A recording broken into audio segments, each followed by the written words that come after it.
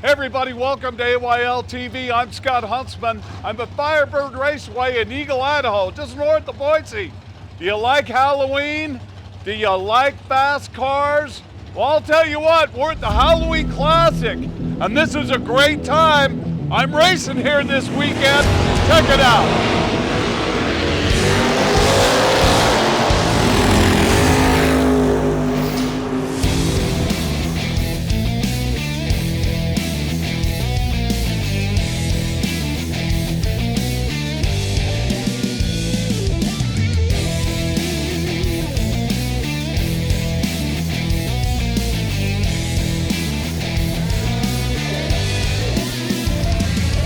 Drag racing, as it was founded in 1951 by Wally Parks, it has evolved over the years into something we think and take a lot of pride in our facility that families are first and foremost.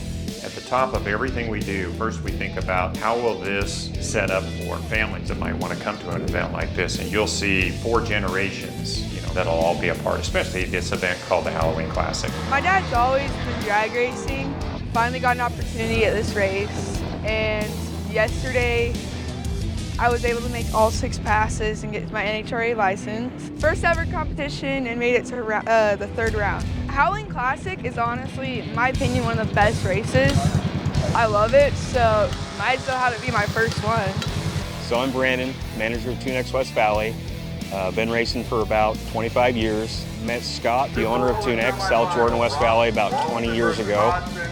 Really good friends, traveled a lot of places with him. Went to Vegas a few times, we've been to Boise, numerous racing throughout the years in RMR when it was there. It's really nice to have that friendship as well as the boss that you can work with that has the knowledge that he has that he can pass on to the rest of us. We love being competitive at the racetrack, and his knowledge has helped us do that. The best part is being able to race with somebody that's not only your boss, but a real good friend. I've enjoyed that. Having somebody that can actually help you pick up the loose ends when you're racing, keep you going throughout the day, it's a good thing to have.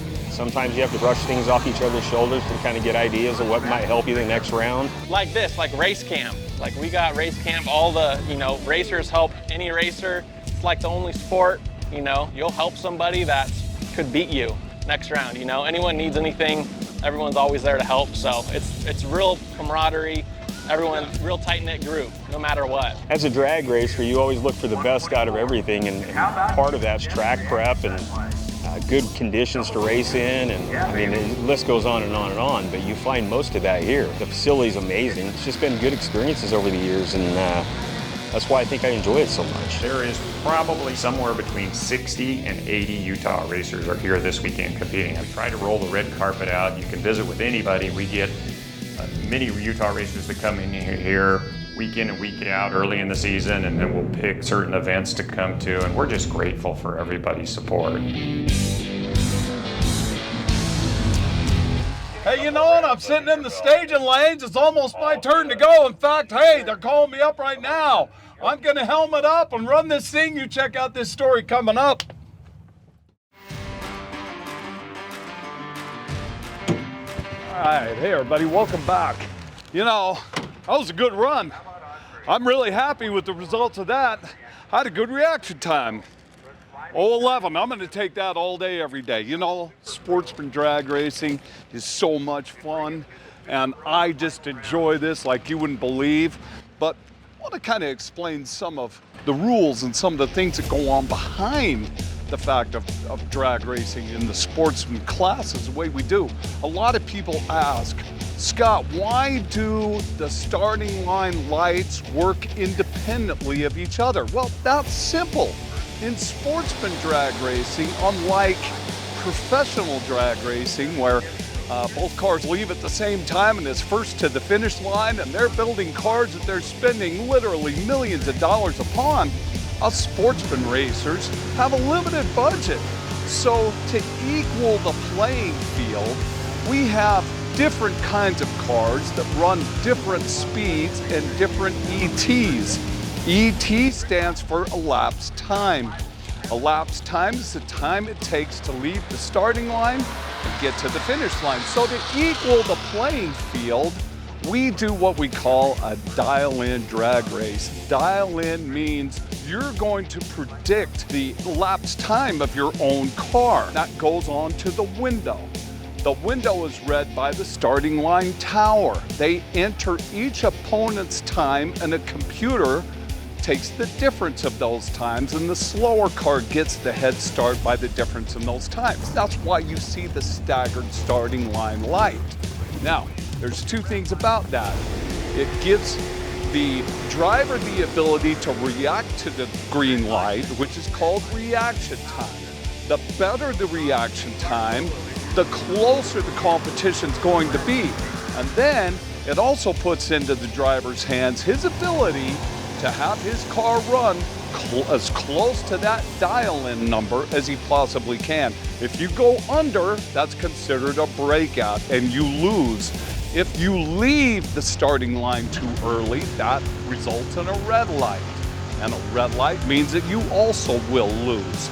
So you want to react well, and you want your car to run as close to that elapsed time of your dial-in as it possibly can without going under. If both drivers go under, the computer will pick the winner by who did it by the least. If both drivers red light, the computer will pick who red lit by the least amount, and again, the win will go to them. So it equals the playing field. It puts the hands in the guy who can tune his car to be the more consistent car and run that dial-in number, and the person who can also react to the green light the best. So all driver, car has to run good, but it doesn't matter if you have a fast car you spend a lot of money on or a slower car, you can do it either way. Either way, it's a heck of a lot of fun, and first to the finish line is still the key. So I hope that that explains why you see what you do at a Sportsman drag race. It's just a heck of a lot of fun, and I say if you've never done it, try it out sometime because it's a blast. Now we got more of the Halloween Classic coming up. Stay tuned.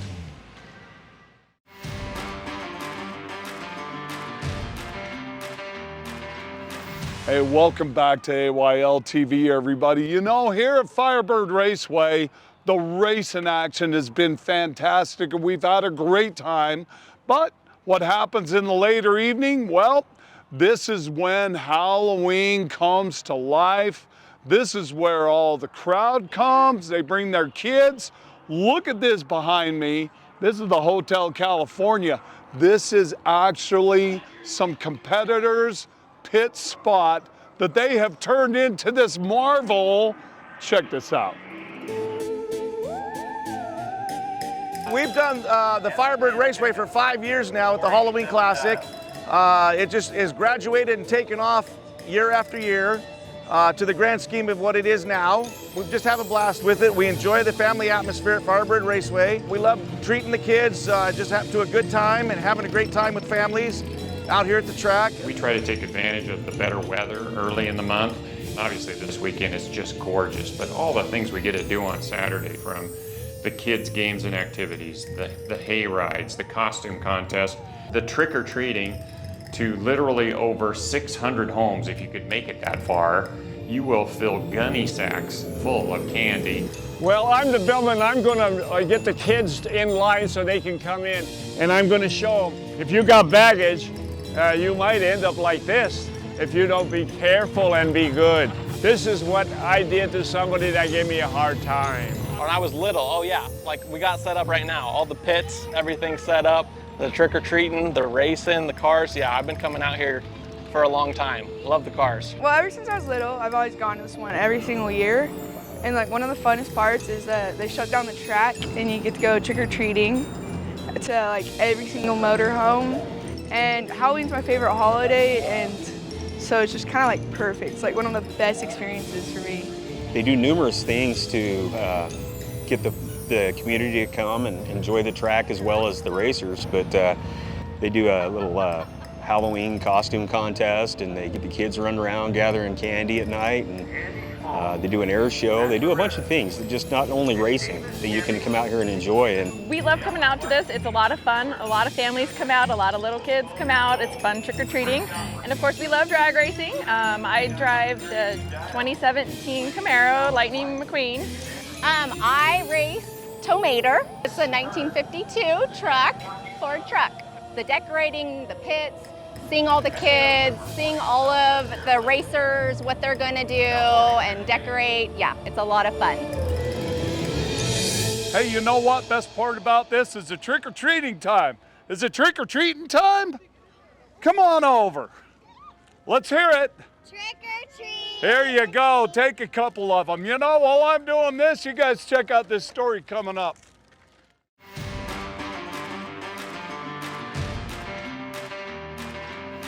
Hey, welcome back, everybody. You know, one of the highlights of the Halloween Classic is the air show, the wheel stand contest. And there are prizes available for this.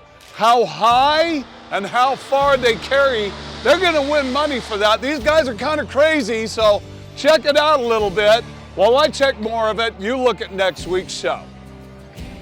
Hey everybody, you know what? We've had a great time at Halloween Classic, and there's no better way than to cap it off with a big, huge bonfire that fortunately has calmed down a little bit so we can stand around it. But I'm standing around here with all of my friends.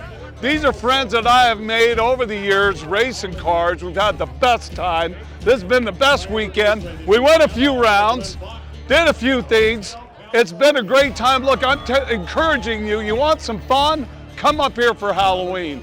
This is the way to do it. So with all that in mind, we're going to encourage everybody to get off your couches and enjoy some adventures you'll love. We all ready to race? Yeah, we are. Let's do it. Let's go get it on. Get that car of yours out, man. Come on, let's go.